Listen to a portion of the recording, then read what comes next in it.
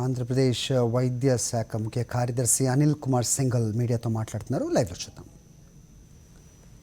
63 beds ఉన్నాయి, మిగతా అన్ని తక్కువ సంఖ్యలో ఉన్నాయి. ఆక్సిజన్ బెడ్స్ అయితే 23,372 ఉంటే 22,298 బెడ్స్ కూడా ఆక్యుపై అయి ఉన్నాయి. కోవిడ్ కేర్ సెంటర్స్లో 102 సెంటర్లు 49,244 బెడ్స్ మనం ఏర్పాటు చేసుకున్నాం. 15,057 మంది ఈ కోవిడ్ కేర్ సెంటర్లో ట్రీట్మెంట్ తీసుకుంటూ ఉన్నారు. రెమ్డెసివిర్ అవైలబిలిటీ నిన్న కూడా కొంత స్టాకు మళ్ళీ గవర్నమెంట్ సప్లైలో రావడము. ఇప్పటికే అన్ని జిల్లాల్లో గవర్నమెంట్ హాస్పిటల్స్లో 24,273 డోసెస్ అందుబాటులో ఉన్నాయి. అదేవిధంగా రోజువారీగా ప్రైవేట్ హాస్పిటల్స్కి మనం ఏదైతే రెమ్డెసివిర్ సప్లై చేస్తూ ఉన్నాం 10,738 డోసెస్ ఈ ప్రైవేట్ హాస్పిటల్స్కి కూడా ఈ గవర్నమెంట్ హాస్పిటల్ది కాకుండా ఇవ్వడం జరిగింది. కాల్ సెంటర్ విషయానికి వస్తే 16,663 కాల్స్ ఈ కాల్ సెంటర్లో తీసుకోవడం జరిగింది. దీంట్లో ముఖ్యంగా 7,052 కాల్స్ వివిధ రకాల ఇన్ఫర్మేషన్ కోసం, కోవిడ్ టెస్టుల కోసం అయితే 3,448 కాల్స్, అదేవిధంగా హాస్పిటల్ అడ్మిషన్స్ కోసం 3,383 calls. Next highest category test results కోసం రోజువారీగా సేమ్ సిస్టమే 2,074 కాల్స్ ఆన్సర్ చేశారు. అయితే ఇవాళ మనం ఏదైతే డాక్టర్సు 3,496 డాక్టర్సు ఈ టెలికన్సల్టేషన్ కోసం మన దగ్గర ఎవరైతే రిజిస్ట్రేషన్ అయ్యి ఉన్నారో దాంట్లో 600 స్పెషలిస్ట్ ఉన్నారు. ఈ డాక్టర్స్ కూడా హోమ్ ఐసోలేషన్లో ఉన్నటువంటి పేషెంట్స్కి కాల్ చేయడం ప్రారంభించారు. ఇవాళ మనం 6,508 మందికి ఈ హోమ్ ఐసోలేషన్ ఉన్నటువంటి పేషెంట్స్కి ఈ డాక్టర్స్ ఫోన్లు చేసి వారికి కావాల్సినటువంటి సలహాలు సూచనలు, ఎక్కడైతే మెడిసిన్ అవసరం ఉందో మెడిసిన్ అరేంజ్ చేయడము, కొన్ని చోట అవసరం ఉంటే ఇంకా హాస్పిటల్ అడ్మిషను రికమెండ్ చేయడం, ఇవన్నీ సలహాలు ఇచ్చారు. దాన్ని బట్టి ఆ కన్సర్న్ మెడికల్ స్టాఫ్, ఏఎన్ఎం కానీ మెడికల్ ఆఫీసర్ కానీ వీరందరూ యాక్షన్ తీసుకుంటున్నారు.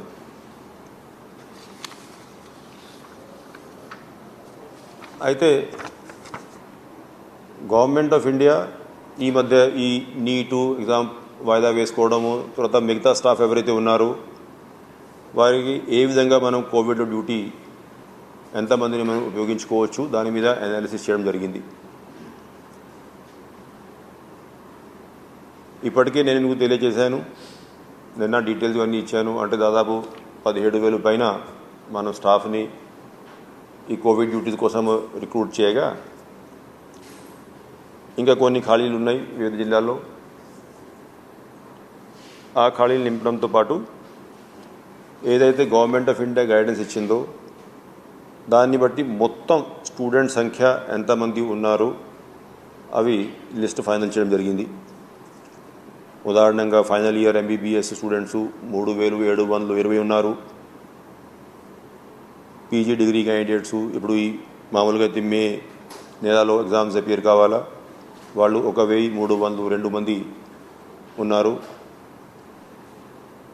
అదేవిధంగా బీఎస్సీ నర్సింగు 3,786 మంది ఉన్నారు వీళ్ళు. హౌస్ సర్జన్స్ 4,039 మంది ఉన్నారు. అట్లాగా మనం కేటగిరీ వారీగా ఎంఎస్సీ అదేవిధంగా 133 ఎంఎస్సీ నర్సింగ్ క్యాండిడేట్స్. సో ఈ అంత క్యాండిడేట్స్లో ఉన్నటువంటి స్టూడెంట్స్ ఎవరైతే ఉన్నారో ఆ పూల్ అంతా కూడా లిస్టులు తయారు చేయడం జరిగింది. ఆ లిస్టులు తయారు చేసి జిల్లా కలెక్టర్స్కి పంపించి దాంట్లో ఎంతమందిని ఇప్పుడు మనం కోవిడ్ డ్యూటీస్కి ఎంగేజ్ చేయగలుగుతామో ఎవరైతే కొంతమంది ఇప్పటికే డ్యూటీలు చేస్తూ ఉండొచ్చు, కొంతమంది డ్యూటీస్ కోసం అవైలబుల్గా ఉండొచ్చు, ఈ లిస్టులంతా కూడా వాళ్ళు రేపు సాయంత్రంలోగా వాళ్ళని కాంటాక్ట్ చేసి ఎంతమందిని అయితే ఎంగేజ్ చేసే అవకాశం ఉంటుందో వాళ్ళందరినీ కూడా కోవిడ్ డ్యూటీస్కి ఎంగేజ్ చేయాలని చెప్పేసి కలెక్టర్స్ అందరికీ ఇన్స్ట్రక్షన్ ఇవ్వడం జరిగింది. బహుశా రేపు సాయంత్రం మనకి దీంట్లో ఎంతమందిని ఎంగేజ్ చేయగలిగాం అనేది ఆ ఇన్ఫర్మేషన్ కూడా వస్తుంది. అదేవిధంగా ఇవాళ మనం తీసుకునే నిర్ణయాల్లో ఎప్పుడైతే మనం ఈ ఆరోగ్యశ్రీ పథకం కింద ఈ ప్రైవేట్ హాస్పిటల్స్ అన్నింటిని కూడా కవర్ చేయాలి అనే నిర్ణయం తీసుకున్నాం. దాంట్లో స్లోగా ఇప్పుడు ఈ ఆరోగ్యశ్రీ పేషెంట్ సంఖ్య పెరుగుతూ ఉంది. ఉదాహరణంగా ఇవాళ నుండి పరిస్థితిలో ఇవాళ ఉదయం మధ్యాహ్నానికి మొత్తం అప్పటికే 47,644 బెడ్స్లో 39,000 బెడ్స్ 39,271 బెడ్స్ మనం హాస్పిటల్ డేటా అప్పటికి తీసుకురాగలిగాం. దాంట్లో ఆరోగ్యశ్రీ కింద ఉన్నటువంటి పేషెంట్స్ 24,645 మంది. ఓవరాల్ పర్సంటేజ్ బాగుంది. కానీ ఇంకా కొన్ని ప్రైవేట్ హాస్పిటల్, ఎందుకంటే 2-3 రోజుల క్రితమే మనం జియో ఇచ్చాం, ఆ ప్రైవేట్ హాస్పిటల్స్లో ఇప్పటికీ చాలామంది పేషెంట్స్ బెడ్స్లో ఉన్నారు. కాబట్టి ఇంకా స్లోగా అక్కడ వీలైనంత వరకు మనం ఆరోగ్యశ్రీ కింద కూడా పేషెంట్స్ని ఎంకరేజ్ చేసుకోవాల్సిన అవసరం ఉంది. ఏదైతే గత 2 రోజుల్లో ఈ కొత్త జియో ఇచ్చాక హాస్పిటల్స్ని మనం ఆరోగ్యశ్రీ కింద తీసుకున్నాం, అక్కడ ఆ అన్ని హాస్పిటల్స్లో కూడా ఇప్పుడు ఒక ఆరోగ్య మిత్రాన్ని నియమించుకోవడము, హెల్ప్ డెస్క్లు ఏర్పాటు చేసుకోవడము, నోడల్ ఆఫీసర్ని కూడా నియమించుకోవడము, ఇవన్నీ కూడా వచ్చే 2 రోజుల్లో పూర్తి కావాలనేది ముఖ్యమంత్రి గారు ఆదేశాలు జారీ చేశారు. అయితే వ్యాక్సినేషన్ విషయానికి వస్తే ఇప్పటికే కొంత క్లారిటీ ఇచ్చాం.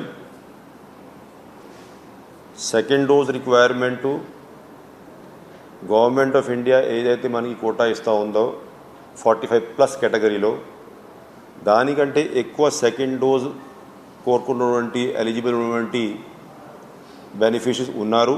కాబట్టి మన రాష్ట్రంలో గవర్నమెంట్ ఆఫ్ ఇండియా నుంచి వస్తున్నటువంటి కోటా ప్రస్తుతానికి ఓన్లీ ఆ సెకండ్ డోస్ వరకు మనం ఇస్తున్నాం. దానికి నిన్న కూడా నేను మీకు తెలియజేశాను దట్ జిల్లా కలెక్టర్లు కూడా ఆదేశాలు ఇచ్చాం. క్లియర్గా విధి విధానాలు వర్కౌట్ చేసుకొని ఎక్కడెక్కడైతే వ్యాక్సినేషన్ సెంటర్స్ ఉన్నాయో అవన్నీ చోట షామియానాలు, కుర్చీలు, వాటరు, వాష్రూమ్స్ ఇవన్నీ ఏర్పాటు చేశాక అందరికీ క్లియర్గా ఇంటిమేషన్ ఇచ్చాక ఎవరెవరు ఆ వ్యాక్సినేషన్ సెంటర్కి ఎప్పుడు రావాలి ఈ ఎస్ఎంఎస్ల ద్వారా మన మెడికల్ స్టాఫ్ వాలంటీర్స్ ద్వారా తెలియచేసి వ్యాక్సినేషన్ చేయాల్సిందిగా ఆదేశాలు జారీ చేశాం. ఆ విషయం అయితే నిన్న కూడా తెలియజేశాను. అయితే మెయిన్గా దీంట్లో ఏంటంటే వ్యాక్సిన్ అవైలబిలిటీ ఒక ఇష్యూగా ఇంకా ప్రజలందరికీ కూడా కొంత కన్ఫ్యూజన్గా ఉన్నట్టుంది. అంటే ఎంత కోటా అయినా కొనుక్కోవచ్చు, వెంటనే కోట్లాది డోసులు అందుబాటులో ఉంటాయి, ఈ షార్ట్ ఫాల్ ఎందుకు ఉంది, కేంద్ర ప్రభుత్వము రాష్ట్రానికి ప్రతి ఒక్క రాష్ట్రము బయట ఈ కంపెనీ దగ్గర కొనుక్కోవచ్చు కదా అనేది అనుకుంటా ఉన్నారు. అయితే ఈ క్లారిటీ కోసం ఫస్ట్ ఉన్నటువంటి పొజిషను, తర్వాత మనం ఏం చేస్తూ ఉన్నాము అది అర్థం చేసుకోవాల్సిన అవసరం ఉంది. ఎప్పుడైతే గవర్నమెంట్ ఆఫ్ ఇండియా గైడ్లైన్స్ మార్చుకొని కంపెనీలు అందరి దగ్గర నుంచి రాష్ట్ర ప్రభుత్వాలు వ్యాక్సిన్ కొనుక్కోవచ్చు అనేది పర్మిషన్ ఇచ్చారు, అప్పుడు ఉన్నటువంటి ప్రొడక్షన్ కెపాసిటీ 50% ప్రొడక్షన్ కెపాసిటీ అయితే గవర్నమెంట్ ఆఫ్ ఇండియాకి ఆ స్టాక్ ఇవ్వాలి. So that government of India ఏదైతే 45+ కేటగిరీ కోసం వ్యాక్సిన్ ఇస్తూ ఉంది అది కంటిన్యూ చేయాలి. ఆ ఉద్దేశంతో 50% అయితే గవర్నమెంట్ ఆఫ్ ఇండియాకి ఇచ్చేయాలి ఆ కంపెనీస్. మిగతా 50%లో రాష్ట్ర ప్రభుత్వాలకి అదేవిధంగా ప్రైవేట్ హాస్పిటల్స్కి అన్నింటికి కూడా సేల్ చేసేవంటి పర్మిషన్ ఇచ్చారు. అయితే ఆంధ్ర రాష్ట్రానికి దాదాపు 4 కోట్ల డోసులు అవసరం ఉన్నాయి. ఎందుకంటే 18 to 45 ఇయర్స్ మధ్యలో 2 crores 4 lakhs అంతమంది ఉన్నారు కాబట్టి దాదాపు 4 కోట్ల డోసులు అవసరం. ఇప్పుడు ఉన్నటువంటి వ్యాక్సిన్స్ మనం చూసుకుంటే, ఎందుకంటే ఇప్పుడు ఉన్నటువంటి వ్యాక్సిన్స్ ప్రతి ఒక్క మనిషికి మనం 2 డోసులు ఇవ్వాలి కాబట్టి. అయితే ఈ 4 కోట్ల డోసులు మనం కొందాం అనుకున్నా కూడా ఆ కంపెనీస్ కూడా ఇచ్చే పరిస్థితిలో లేవు. దానికి కారణం ఏంటంటే గవర్నమెంట్ ఆఫ్ ఇండియా రాష్ట్రం వారీగా అలోకేషన్ ఇస్తూ ఉన్నారు. ఇష్టం వచ్చినట్లు స్టాక్ కొనుక్కోవడానికి అక్కడ అవకాశం లేదు. ఇవాళ నేను మొత్తం నాకు దాదాపు 1600 కోట్లు ఎంతైతే ఖర్చు అవుతుందో అది ఇప్పుడు ఇవ్వడానికి సిద్ధం ఉన్నాం. అయినా వాళ్ళు వెంటనే మనకి 4 కోట్ల డోసులు ఇవ్వలేరు. సో ఆ గవర్నమెంట్ ఆఫ్ ఇండియా అయితే కోటా ఇస్తూ ఉందో ఆ డీటెయిల్స్ కూడా నిన్న మీకు ఇచ్చాను నేను. దాదాపు మనకి ఈ నెల వరకు 16 లక్షలు 17 లక్షల మధ్యలో ఆ కోటా అంతా ఇచ్చారు. కోవాక్సిన్ కోవిషీల్డ్ కలుపుకొని అంతవరకే మనం పేమెంట్ చేసుకొని తీసుకుంటూ ఉన్నాం. దానికి పేమెంట్ చేసేసుకున్నాం, ఆర్డర్స్ ఇచ్చాం, సప్లై మొదలైంది. ఆ స్టాక్ ఇప్పుడు వస్తూ ఉంది. కొంత స్టాక్ ఏమో ఆ కంపెనీ వాళ్ళే సెకండ్ ఫోర్త్ నైట్లో మీకు ఇస్తాము అనేది వాళ్ళు మాకు తెలియజేశారు. అయితే ఈ రాష్ట్ర ప్రభుత్వము అంతకంటే ఎక్కువ ఏం చేసుకోవాలి ఇప్పుడు ఈ వ్యాక్సిన్ కొనుక్కోవడానికి? ఉన్న వ్యాక్సిన్ అలోకేషన్ గవర్నమెంట్ నుంచి వస్తూ ఉంది. గవర్నమెంట్ ఆఫ్ ఇండియా సుప్రీంకోర్టు అఫిడవిట్లో కూడా తెలియజేశారు. అంటే ఏ ఒక్క రాష్ట్రం కూడా ఎక్కువ స్టాక్ కొనకూడదు కాబట్టి మేము యూనిఫామ్గా దాన్ని పాపులేషన్ బేసిస్ మీద అలోకేషన్ చేస్తూ ఉన్నామనేది అఫిడవిట్లోనే వేశారు. సో దీంట్లో ఒక రాష్ట్రము ఆంధ్ర రాష్ట్రం అనుకోండి, మొత్తం స్టాక్ నాకు మే నెలలో ఇవ్వండి, జూన్ నెలలో ఇవ్వండి, ఎంత అడిగినా కంపెనీస్ ఇచ్చే పరిస్థితి లేరు. మన కెపాసిటీ ఉంది, అంతము నిరూపించాం. రోజువారీగా ఒక రోజు 6 లక్షల మందిని మేము వ్యాక్సినేట్ చేయగలం. అంటే కనీసం 1 కోటి డోసెస్ మనం ఒక్క నెలలో అడ్మినిస్ట్రేట్ చేయగలం వ్యాక్సిన్ ఉంటే. అయితే అంత వ్యాక్సిన్ అందుబాటులో లేదు. దానివల్ల ఒకవైపు మనం ప్రజల్ని అప్పీల్ చేస్తూ ఉన్నాం.